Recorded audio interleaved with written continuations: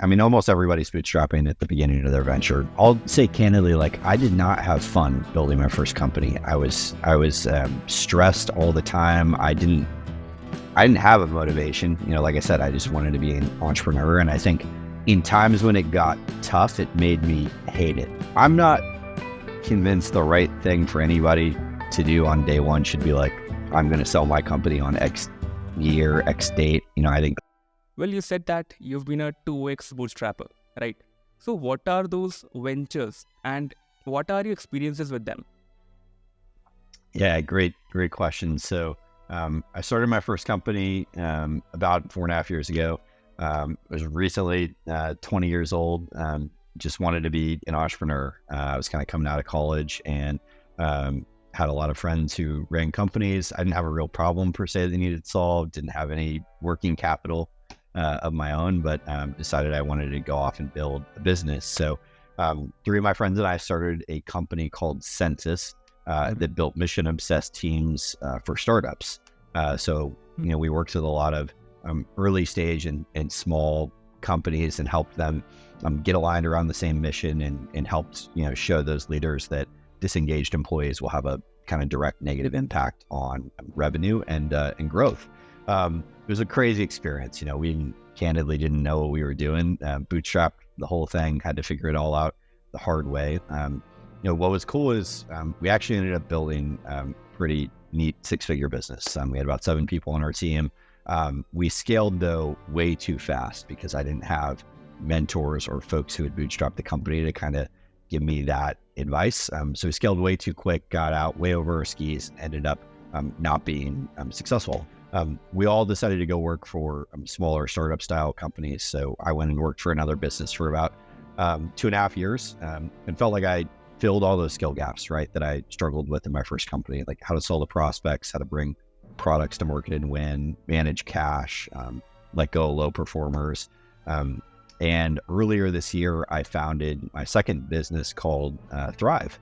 I really truthfully didn't intend for it to be a company when I started it. I spent so much time in my first business trying to find this community that I've built. And I just didn't find that it existed. Everybody that I talked to wanted to give me money in exchange for equity. And my kind of comeback was, I don't actually need cash. We're doing okay there. I need mentorship. I have literally no idea what I'm doing. So that was the struggle. And I started Thrive, which is really, the only community out there that's built specifically for bootstrappers, and started it with 50 people and just kind of watched it grow. And it's grown every day since we started it. We just crossed 500 members this week, which is pretty exciting. And I'm now full-time into the business. Folks started asking us to do coaching and things like that for them. So much different approach in my second company than in my first one. But, this business definitely came from the experiences struggling to build my first company. All right. That was awesome, Eric. I have really seen that if you have that urge to, contribute to the world or, the lifestyle of people, and once you start, there's no going back. You just start, you make a company, you make a product, and it goes to the people. The adrenaline and the dopamine effect which you get is something which just can't, let you be an employee of any other company.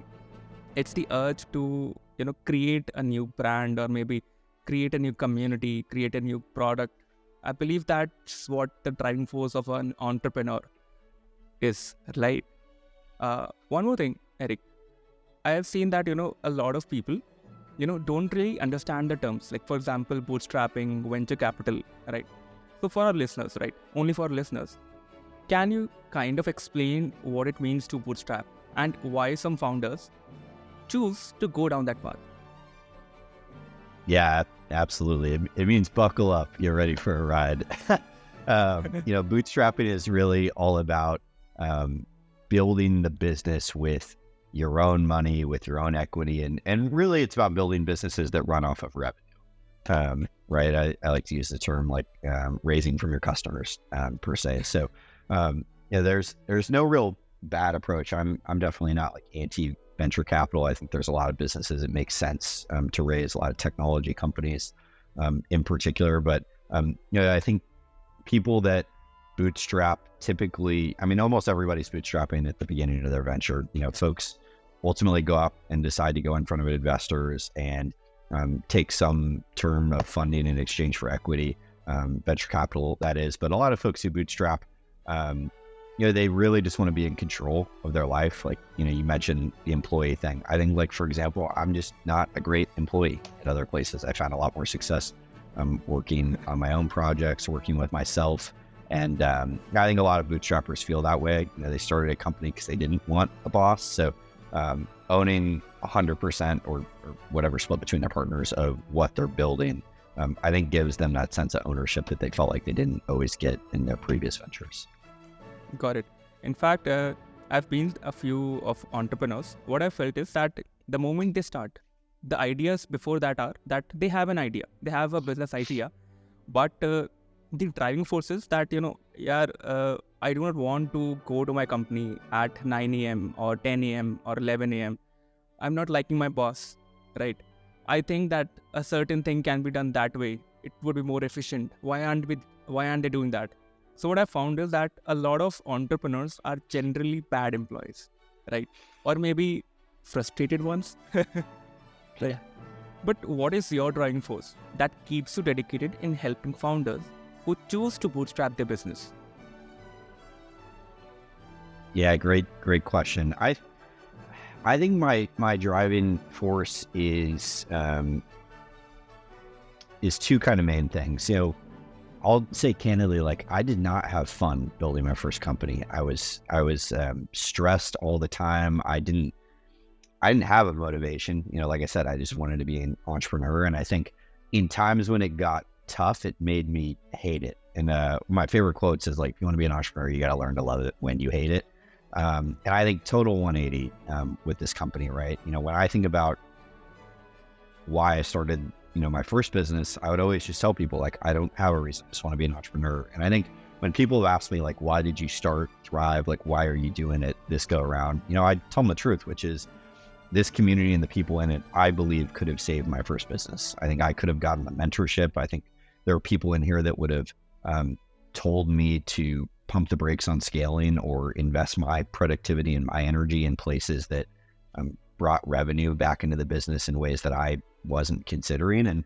And I just know for fact that there are a lot of people that remind me of me, 4 years ago. And, I think I remember the day we shut our business down, and, like, I was gutted about it. And, I don't want anybody to have to go through that. I think bootstrappers are typically incredible people. They have, like, a very clear vision of what they want to go. The odds are very stacked against them. And, I'm motivated to help people that look like me 4 years ago, make sure that they can beat the odds, that they can build the business that they've, have in their mind and aspire to be. And I don't think, like, a limitation of capital or support should dictate someone's success. Well, that seemed like a very truthful and an emotional answer, right? Well, I believe that for a bootstrapper, emotions are something of a driving force as well as a pump or a motivation for him, right? But you talked about, like, your first startup. What happened to that?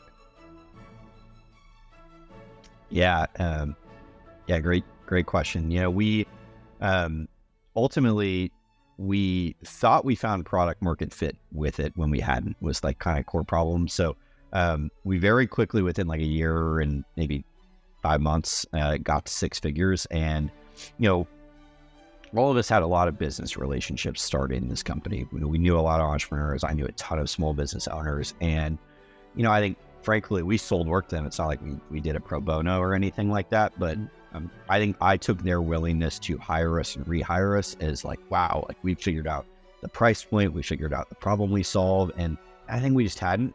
And I think when we then went out with messaging that didn't work and tried to go to market and really ramp up, the mistake I made was we made a few key hires, which increased my payroll by a ton before we really had, like, a sustainable model of bringing in cash. My take was, like, okay, we've got these 8 clients, like, everyone else is going to treat this the same way. And I think what I realized is we had less of a product market fit and more of, like, just good relationships with the accounts that we had already sold into. So, honestly, we ended up burning cash for, 4 or 5 months. And it was a challenge. And by the time we got to the end, we just kind of like dug ourselves in a hole that we couldn't get out of. And I knew if I hadn't scaled so fast, we probably could have taken more time to figure it out. But the truth of the matter is, like, none of us ever built a company before. That was my first time doing sales or product or leadership in a business, and it was a challenge. Got it. Well, what I'm getting is that these are basically the first time problems which every bootstrapper has to face, right? I mean, it's either, what you're going to choose. Either you're going to choose growth or you're going to choose stability, right? And I felt that a lot of people feel motivated to go towards the growth, right? And when you do not have, venture capitalist fund or, cash to play with, you end up increasing that payroll or, burn rate such that it becomes unsustainable to continue, right? All right. I'll just start by, exploring the pros and cons of bootstrapping and what is the most common misconception people have about bootstrapping versus raising venture capital. Yeah, I think I'll start with the most common misconception is that people don't raise money at all. I think there are a lot of folks that, I think folks think of bootstrappers as like they literally started with $0, which isn't always true. Absolutely. I think the founder a lot of times puts some money into it. I would still consider them bootstrapped if they raised like a friends and family around and paid them back or something like that. Somebody getting $10,000 is not going to save their company at the end of the day. So, I think people do start with some capital and some working capital to get them going. It's probably a pretty common misconception. I think the second one is that bootstrappers build companies strictly because they want to control the equity, which I don't think is the case. I think they want to control the way they live their life. If you want to work from 11 a.m. to 9 p.m., like you can do that if you're on your own company. If you want to work 7 days a week or 3 days a week, like you can do that, like whatever works for your business. I think people want that control to be able to go pick up their kids from school if they want to and not report to somebody. And I think it's more of a lifestyle decision than a financial decision. I think some of the pros and cons probably revolve around that too. Like the big pro of bootstrapping is like you are in complete control of what happens to your business and with your life. And there's a lot of success that comes from that. You sell your company for $10 million and you own 100% of it. Like it's a pretty massive payout. You could also go down the ship. Like I experienced with my first company, and like that's just part of the risk you take.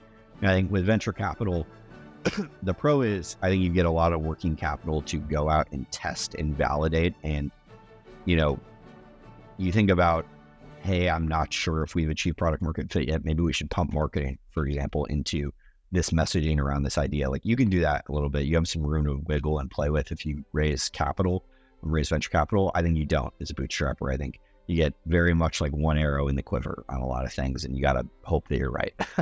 I think that the con is like you are working for somebody else at the end of the day. You're reporting to investors, you're working to investors. I can't tell you the amount of times I've sold work to somebody or tried to get a partnership with somebody, and good conversation, founder's really excited, he or she, and the comment is like, well, I got to talk to my advisory board, I got to talk to my investment. And it's like, well, you're not really in charge then at the end of the day. So I think there's a lot of pros and cons. I think bootstrapping makes sense for a ton of companies. I think VC makes sense for a ton of companies too. I think it just depends business model a little bit. Totally agreed. In fact, I'll share you my experience. Basically, we were kind of presenting our idea and, stuff to the people.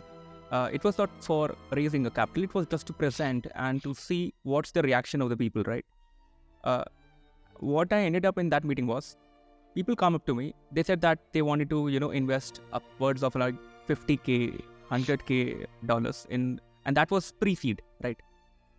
But what I feel is that a lot of people bootstrap because they want to just, show out the vision, what they feel for the product is, not what the vision of, the venture capital's vision is.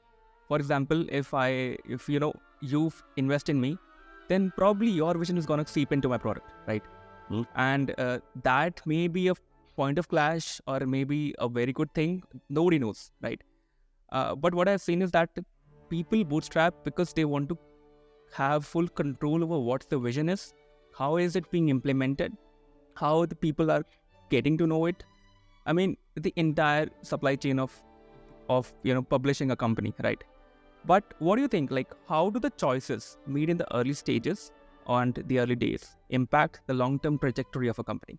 For example, I have found a lot of people who want to raise capital right now, and they want to, for example, sell off their company after like 1 or 2 years, right? What do you think those choices have an impact on, say, the long-term trajectory of a company? That's a great question. I agree with you that the decisions you make, honestly, the decisions you make every 30 days impact if you're going to be there in the next 30 when you're early stage in particular. I think where I would like challenge people who like think like that a little bit is I'm not convinced the right thing for anybody to do on day one should be like, I'm going to sell my company on X year, X date. I think like those folks typically have a tough time hitting that point. And then, even if they are successful, if it's not that version of success, like they are just really hard on themselves over it. I think, the decisions you make in the early days matter. And, I always tell folks, like, even if your intention is on year 2 to go raise like a seed round or eventually like raise like a series A round or something of the sort, is the best way to prove to people that your business is legit is to go validate it from customers. Like go sell to customers, go learn their problems. The time that I think folks start their company and their instant thing, the stress that like, I'm going to run out of capital, I'm going to run out of cash, I have to be this big unicorn in 24 months. And like, that's just not true. It's not how it's not how companies are built. And I think if those folks spend as much time learning from their customers and engaging people in their industry versus trying to pitch to investors, when they actually did decide to go pitch to investors, their company would be way more legit. They'd probably have a much healthier sales pipeline and revenue stream. Their company would be much more profitable and they would be more confident. They would have more credibility and confidence to stand up and ask for that money. So I think the decisions you make in the early days need to be built around, are the decisions I'm making my business more profitable? Are they creating a healthier sales pipeline? And am I putting my productivity in places that bring revenue back into the business? That's what I always encourage folks. Yeah, in fact, that aligns with me as well. Because at the end of the day, you're going to go to the market, right? You have to get profit. You have to go to the customers. They're going to bring in cash, and that's going to be the profit, right? I mean, talk Amazon, for example. People think that it's raising fund, but at the end of the day, it's getting profit, maybe from one market or the other, right? I also believe that once a founder is bootstrapping, he is more focused on getting a right product to the right market, to the right people at the right time, right? Mm-hmm. I mean, that should be the end of the of any company, I believe, for that matter. But because we all have 24 hours, right? And either we can go to the investors, please them, get funds from them, listen to them, or either we can build a product for the customers and do the cycle, right, every day. But on the flip side, what do you think are some of the challenges unique to founders who raise funds from VC or angel investors? I mean, what do you think they need to be prepared for when they raise? That's a great question. I think you have to be prepared to deliver. First of all, if you're bootstrapping, you have a bad week, the only person that can be hard on you is you. You're accountable for whatever you deliver. I think you better be prepared to deliver for other people, though, in the same way that if you're a very highly paid chief of staff or a head of sales at some company, like, you can't have bad weeks. Like, you have to show up, got to deliver, you got to bring money back to the business. And I think you need to be prepared to grow on someone else's terms. I really love your point about, you bring somebody in to invest money in this, no matter how big or small, like, their vision will seep into whatever yours is. And like, unfortunately, a lot of times they clash. I think people who invest like want to see their money come back and generate more money, as a result of that sense of belief in the business and sense of investing in them. And I think you better be prepared to grow at all costs. There's not going to be this quarter where you really slow down to build the product better. There's not going to be some quarter where you train the team up to be 1,000,000% better. Like it is going to be an uphill battle of like, we got to keep growing and go deeper into the market and win. And some people are okay with that, right? And I think like if you want to build the next Microsoft, I think like a lot of people need to go that route. But I think if you're just trying to build something cool and sustainable and something healthy that you can be proud of, like I always encourage folks to bootstrap. Yeah, exactly. When I was talking to a lot of people, I found that a lot of people want to be bootstrapped, right? But there's the feeling, right? Will this be $1 billion idea? I do not understand why that, terminology is coming from. Well, if you don't know, not everybody has to be a billionaire, right? You can be a millionaire as well, right? I mean, if we think about that, a lot of people will bootstrap because at the end of the day, it's about getting your product done. That's it. Get a POC, go to people, check their feedback, work on their feedback, and you can just create a product which is bringing cash for you. According to you, what are the metrics or the true indicators for both bootstrappers and funded founders? I mean, how should they measure their progress or achievements? I think any company should measure, like there are a lot of things, but I think in its most simplest form, healthy winning companies are profitable. They have a healthy sales pipeline and they are very productive. And I think those are things that kill a lot of companies. A lot of big companies out there, right? Like still not profitable. It's interesting. And there are a lot of companies out there who are profitable. My first business was profitable. We had a terrible sales pipeline. It was not healthy at all. There wasn't new coming into the business. I think the productivity piece is so important because you made the comment, like you only have 24 hours in a day and like you're not going to work all 24 of those hours, right? So, when your business is depending on you to deliver month after month after month, spending 15 hours in the wrong place is going to hurt your business. If your company has, this is a good example. Like my first company had seven employees, and we hired a lot of young people that needed trained, and needed that sense of like personal growth and development. And even when our sales pipeline was not healthy, despite me being the head of sales, I spent probably 70% of my time training these young people rather than prospecting and bringing revenue into the business. Like I wish someone would have held up a lens to me and said, like, not that it's not important to not train those people, but you need to change the amount of time that you're spending on XYZ thing, like this example, bringing money into the business, or you're not going to have a business. I think a lot of folks just need a lens held up in those three areas, an outside perspective, if you will, to show them a different path. But I think profitability, pipeline, and productivity are probably the three things that I would measure success on any company. Got it. I'll politely interject over there. What I was able to, get from your perspective was that once the founder is bootstrapped, he can't be the CEO. He has to be the CEO, CTO. He has to be the one who cleans the garage. He has to be, checking the schedules of everybody, getting the trainings done, getting the interns right up to work, right? All right. Can you share some insights on the ecosystem for these two types of founders which you talked about, right? Bootstrappers as well as funded founders in both India and United States. How do they differ, and what can be the unique advantages and disadvantages for both of them?